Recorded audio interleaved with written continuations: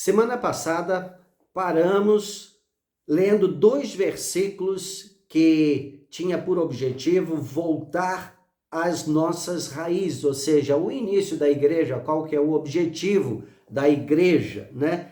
E lemos Hebreus capítulo 10, verso 22 e 23, e Efésios capítulo 4, verso 15 e 16, que nos diz assim: mas seguindo a verdade em amor, cresçamos em tudo naquele que é a cabeça, Cristo, de quem todo o corpo bem ajustado e consolidado pelo auxílio de toda a junta, segundo a justa cooperação de cada parte, efetua o seu próprio aumento para a edificação de si mesmo em amor. Falando sobre o corpo, falando sobre cada uma parte do corpo, cada membro. Isso significa cada pessoa, cada indivíduo que está inserido no corpo de Cristo, né? Que é a igreja, tem a sua importância. Ninguém é mais importante do que outra pessoa, do que outro alguém. Nós precisamos de todos e é o Espírito que age através de todos. É como o sangue, né, que corre e irriga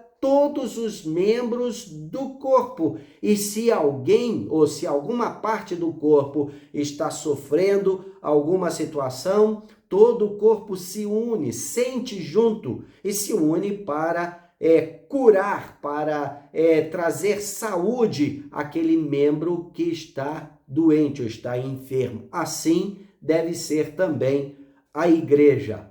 Hoje nós vamos dar continuidade, especialmente falando sobre a tarefa da igreja na terra. Por que Jesus deixou a igreja aqui na terra? Então, nós temos algumas situações que devemos nos ter e focalizar neste momento.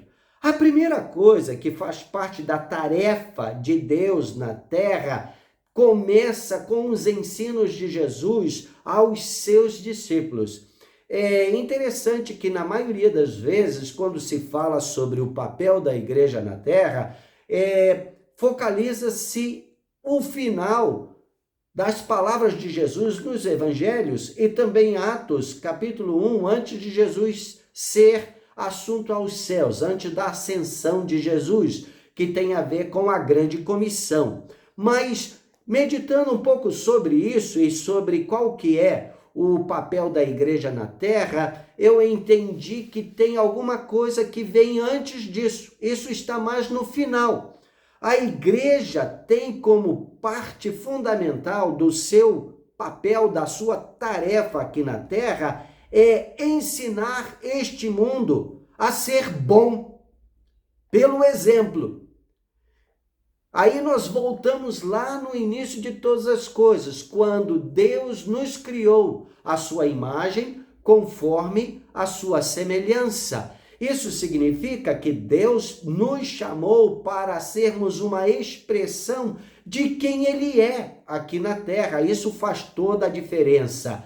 Mas houve a queda, nós já sabemos disso. A igreja está neste mundo caído, como nós focalizamos na semana passada, no nosso segundo estudo, né? Nós temos situações que refletem a queda dentro da igreja, situações pecaminosas que nós precisamos estar lidando com ela todos os dias da nossa vida, mas isso não, de maneira nenhuma, diminui o propósito de Deus através da igreja, ou seja, pecadores redimidos, que estão buscando crescer, ser aperfeiçoado e ter o reflexo do caráter de Jesus, do nosso Senhor, da cabeça da igreja, através de nossas vidas no dia a dia.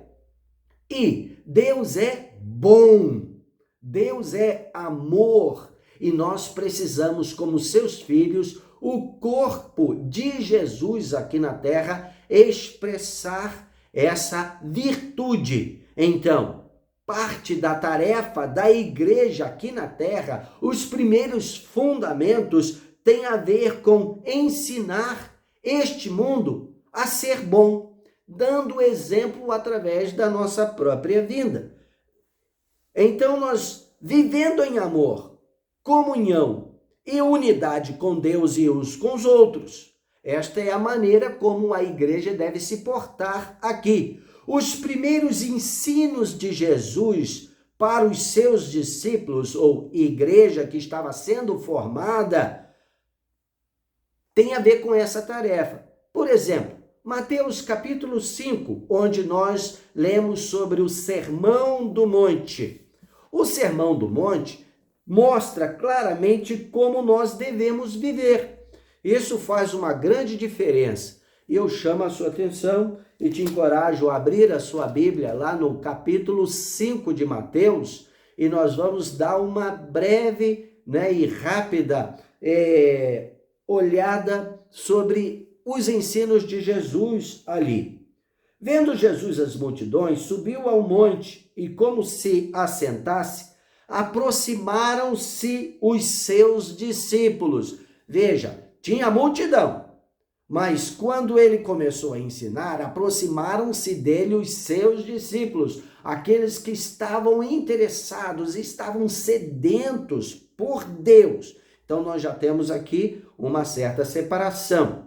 E ele passou a ensiná-los dizendo: bem-aventurados os humildes de espírito, porque deles é o reino dos céus. Aqui a gente vê claramente Jesus mostrando que o reino dos céus pertence àqueles que fazem parte do seu corpo, ou seja, a igreja. E a condição é humilde de espíritos. Isso é uma palavra que é contra a atitude de independência, de viver uma vida totalmente separada de Deus, sem prestação de conta.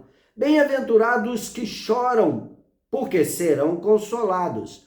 Os que choram, isso é uma alusão, quer dizer, é uma demonstração de quebrantamento, coração quebrantado, sensível. Bem-aventurados os mansos, porque herdarão a terra. Manso significa não resistente à vontade de Deus. As pessoas que são empedernidas, coração endurecidos, são resistentes à vontade de Deus. E aquilo que mais representa a igreja como exemplo aqui na terra, nós sabemos que é o lar, que é o casamento. E quando Jesus foi abordado sobre esse assunto de casamento, divórcio, ele falou, está escrito lá em Mateus capítulo 19, ele fala, por causa da dureza do coração, é porque existe o divórcio, mas isso nunca foi a vontade de Deus. E dureza de coração é alguém que resiste à vontade de Deus, como diz aqui, Verso 6, bem-aventurados os que têm fome e sede de justiça, porque serão fartos. Outro exemplo, outra prerrogativa da igreja, dos filhos de Deus, pecadores redimidos e que estão sempre buscando crescer no conhecimento do Senhor e tendo seu caráter aperfeiçoado pelo caráter do Mestre. Então, nós vemos aqui fazendo parte do ensino primário de Jesus aos seus discípulos. Bem-aventurados os misericordiosos, porque alcançarão misericórdia.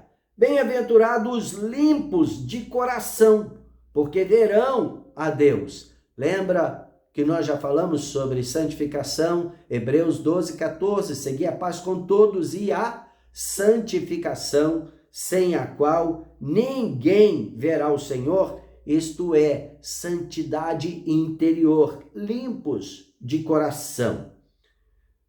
Bem-aventurados os pacificadores, porque serão chamados filhos de Deus. Então, filhos de Deus significa pacificador, ou seja, alguém que está neste mundo e faz diferença. Ele se levanta para ser alguém que vai trazer harmonia, paz no ambiente.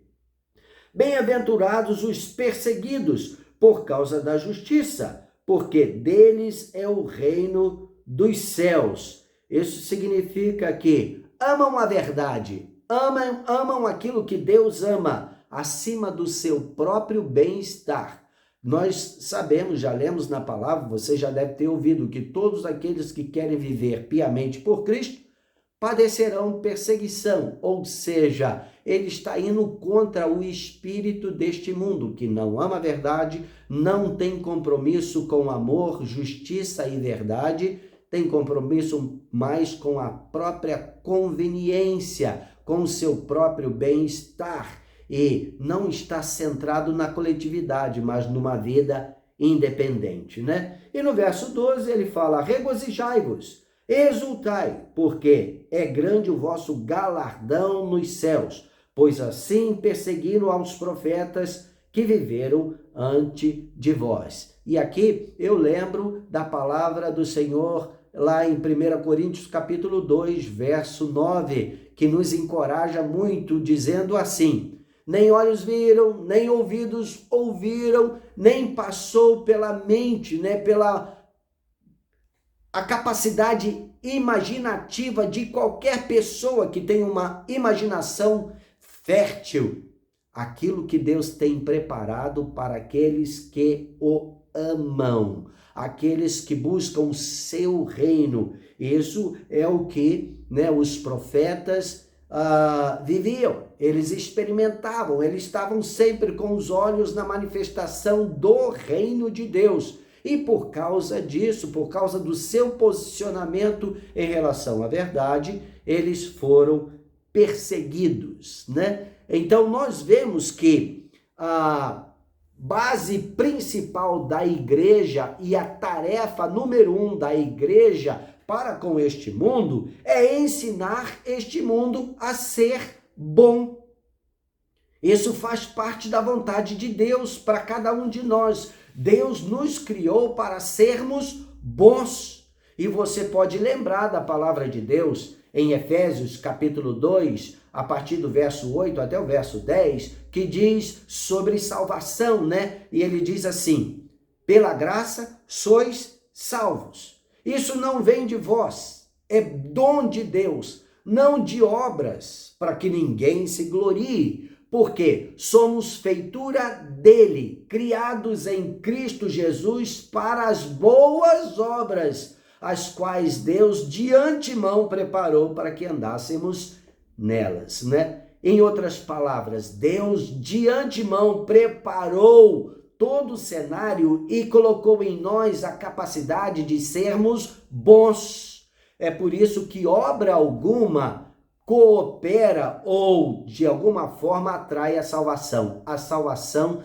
é um dom de Deus totalmente desconectado de qualquer mérito que nós possamos produzir através da nossa vida. Não, nós somos chamados para sermos bons. O pecado tirou isso, a queda tirou isso deste mundo. Este mundo foi idealizado por Deus para ser um lugar bom. Tanto que em Gênesis, na criação, ao criar cada item, cada situação que nós vemos na natureza, Deus criava, analisava e se regozijava e dizia: é bom.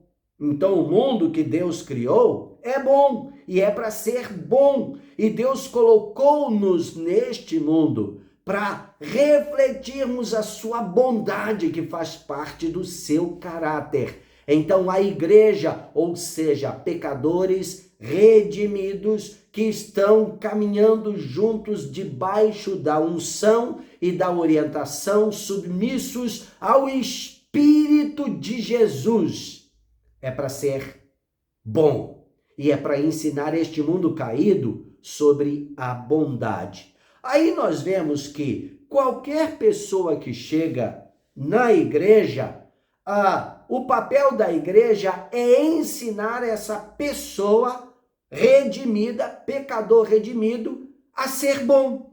E nós vemos aquilo que nós acabamos de ler aqui no Sermão do Monte, e aqui tem uma porção de situações que nós vamos ver mais tarde, como, por exemplo, o verso 13, que fala: vós, ou seja, nós, somos o sal da terra. Quais as implicações de ser sal da terra? verso 14, diz: vós ou nós somos a luz do mundo. O que isso quer dizer na prática? Isso faz parte do papel, ou seja, da tarefa da igreja aqui na terra. Mas você vê também que Paulo entendeu isso de uma maneira muito específica. E no seu discipulado à igreja, como mestre, como pastor, como profeta que ele era, né? O apóstolo Paulo, nas suas cartas, ele deu uma focalizada muito específica sobre essa questão de ser bom, né? E nós vemos os seus ensinos. Por exemplo, 1 Coríntios, capítulo 1, verso 10, ele fala sobre a unidade. 1 Coríntios 1, 10, ele focaliza esse espírito que tem que existir na igreja. A igreja precisa viver em unidade. Lembra? Já citei essa frase. Vamos repetir. Vivendo em amor, comunhão e unidade com Deus e uns com os outros. Faz parte da tarefa da igreja e é dessa forma que nós damos exemplo para o mundo, expressando a sua bondade, né? Então, 1 Coríntios 1:10 diz assim: rogo-vos, irmãos, pelo nome de nosso Senhor Jesus Cristo, que faleis todos a mesma coisa e que não haja entre vós divisões. Antes, sejais inteiramente unidos na mesma disposição mental e no mesmo parecer. Esse é o espírito que atua na igreja, ou que deve atuar na igreja. Agora, como já falamos, viemos de um mundo caído, aceitamos o senhorio de Cristo, e isso é base fundamental para você fazer parte da igreja, aceitar, se submeter ao senhorio de Cristo. Ele não pode ser o Salvador, a não ser que ele seja Senhor. Isso precisa ser muito bem entendido por cada um de nós. Aí, uma vez que nós nos submetemos ao senhorio de Cristo, nós entramos nesse contexto de aprender a ser bom. E aí, Efésios capítulo 4, verso 25, mostra assim, de uma maneira muito específica, os ensinamentos de Paulo sobre a igreja nesse processo de expressar bondade, né? O verso 25, ele começa a dizer assim: não mentir, né? Como diz aqui, por isso deixando a mentira. Gente, mentira faz parte da queda, faz parte deste mundo caído, faz parte da vida daqueles que não têm compromisso com a verdade. A igreja tem compromisso com a verdade. Então, mentira não pode fazer parte da vida de uma pessoa redimida pelo Espírito Santo. E ele diz: deixando a mentira, fale cada um a verdade com o seu próximo, porque somos membros uns dos outros. Nós não podemos ter falsidade na nossa vida, nem nos nossos lábios. E ele continua dizendo, no verso 26, ele fala assim: irai-vos e não pequeis, não se ponha o sol sobre a vossa ira. Isso significa que nossas emoções precisam estar também debaixo do controle do Espírito Santo, que ele nos outorgou. Todos aqueles que são filhos de Deus têm o Espírito de Deus em suas vidas. É por isso que lá em 1 João, capítulo 4, verso 4, nós também encontramos a palavra que diz: maior é aquele que está em nós do que aquele que está no mundo. Este em nós é uma referência ao Espírito Santo, é uma referência à graça de Deus que está sobre nós e em nós. Por isso, nós temos essa identidade de filhos de Deus, né? Nós vemos também a continuação de Paulo aqui, verso 27, 28, ele diz: aquele que furtava, não furte mais, antes trabalhe, fazendo com as próprias mãos o que é bom, para que tenha com que acudir aos necessitados. Então, ser bom também vai mostrar uma pessoa produtiva, uma pessoa trabalhadora, uma pessoa que é totalmente contrário, né, àquilo que existe de uma maneira tão forte neste mundo. O ter vantagem, tirar vantagem sobre os outros, o não respeitar o que é alheio, o não respeitar a propriedade do próximo, como a palavra de Deus nos 10 mandamentos nos ensina: não roubarás. Então Paulo está dizendo aqui para a igreja que nós devemos ser bons, e ser bom vai também ser visto no não roubar, trabalhar, no ser generoso, quer dizer, ter o suficiente e também a atitude de socorrer os outros nas suas necessidades. E ele continua esse processo de ensinar-nos ou ensinar a igreja a ser boa, a sermos bons. E no verso 29 ele diz: não saia da vossa boca nenhuma palavra torpe, e sim unicamente a que for boa para a edificação conforme a necessidade, e assim transmita graça aos que ouvem. Então, também ser bom é expresso através de nossas palavras. E aí, esse assunto sobre as palavras tem a ver diretamente com a vontade de Deus para nós. Nós estendemos isso no dia a dia, e isso é diretamente ligado também à nossa vida que expressa maturidade espiritual.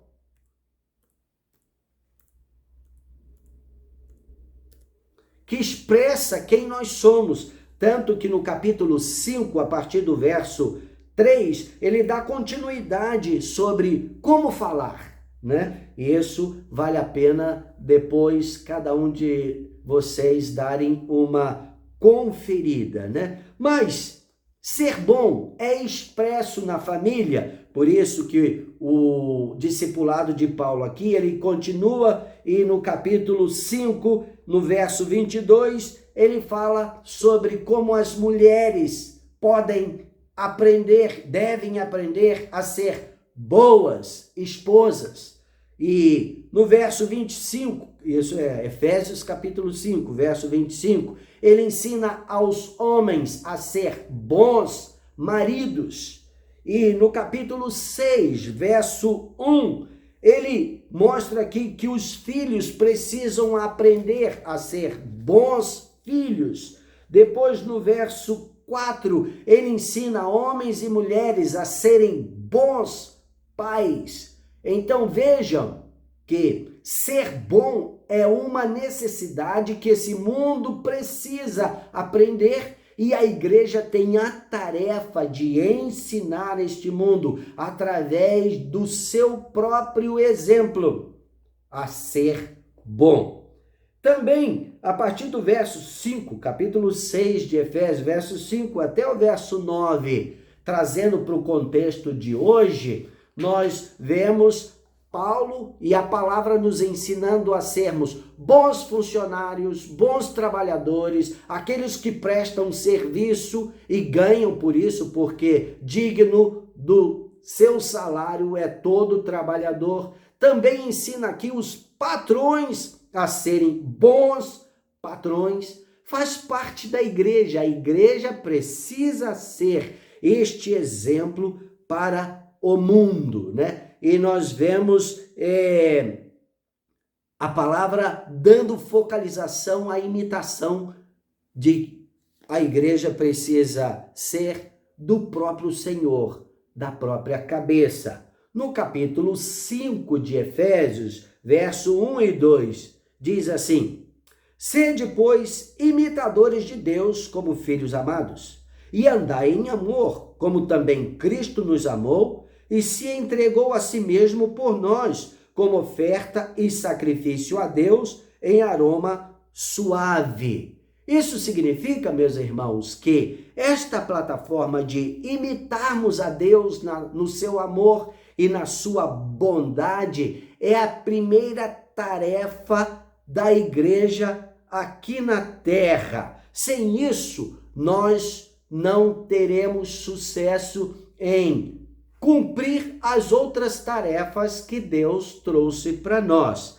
Lá em João, capítulo 13, verso 34 e 35, Jesus fala aos seus discípulos assim: Novo mandamento vos dou, que vos ameis uns aos outros, assim como eu vos amei, que também vos ameis uns aos outros.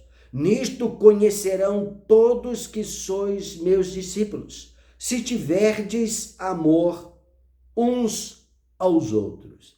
Sendo assim, meditando sobre essa primeira tarefa, essa primeira focalização que nós vemos nos evangelhos e em Atos dos Apóstolos, para nós, igreja, nós temos muito a desenvolver, muito a crescer nesse sentido. Essa, na minha opinião, na minha conclusão, meditando sobre a igreja e o seu papel aqui na terra, me mostrou que é a principal plataforma para a segunda tarefa. É onde nós temos a plataforma de autoridade espiritual, fluindo através da igreja para a segunda tarefa. A segunda tarefa, sim, tem a ver com a grande comissão, que nós vemos em Mateus, capítulo 28, quando Jesus convoca a igreja para compartilhar o evangelho, ou seja, estender o seu reino a todas as nações da terra. Isso tem a ver com evangelismo, com missões. Porém, o evangelizar, o fazer missões, sem ter uma plataforma onde a autoridade do Senhor vai fluir, vai ser um esforço muito grande com quase nada de resultado. Quando nós vemos em Atos dos Apóstolos, que fala sobre a igreja, que fala sobre as pregações, as primeiras pregações, principalmente de Pedro, e que agregou-se à igreja um número assim fabuloso de pessoas, nós vemos também, como nós já lemos, né, que a igreja estava unida e era o propósito, era o sentimento de todos que faziam parte da igreja. Eles tinham um compromisso com esse espírito do temor do Senhor. E por causa do temor do Senhor, a presença de Deus era maciça na igreja. O sobrenatural fazia parte da igreja. Era por isso também que, através dos apóstolos, muitos sinais, prodígios aconteciam. Então, o evangelho, ele era marcado pela ação sobrenatural de Deus.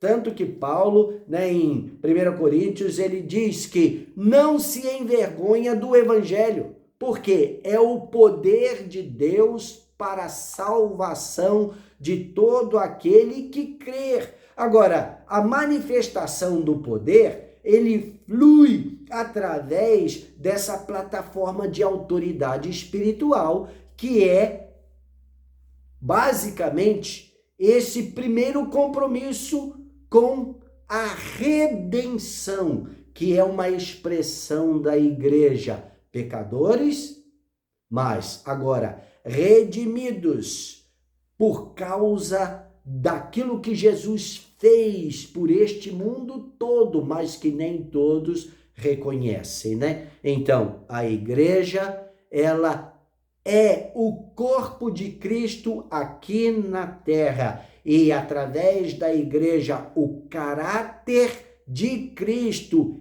é visto, é mostrado. E a primeira tarefa que nós temos como igreja é sermos bons e ensinar através do nosso exemplo para este mundo a ser bom. Então, meus irmãos, eu sei que esse assunto poderia ser muito explanado ainda, porém, nós não devemos continuar através da atitude de cada um, através do nosso crescimento na fé, através do nosso amadurecimento no Senhor, a progredirmos nisto. Então, hoje, nós estamos simplesmente tendo a oportunidade de rever essas plataformas que faz parte da vontade de Deus neste mundo através da igreja. A igreja tem uma tarefa na terra. Esta primeira tarefa é ensinar este mundo a ser bom, porque Deus criou o mundo e disse é bom, e Deus colocou o homem aqui na terra com o objetivo de ser bom, de ser uma expressão do seu amor, da sua bondade, uma expressão do seu caráter.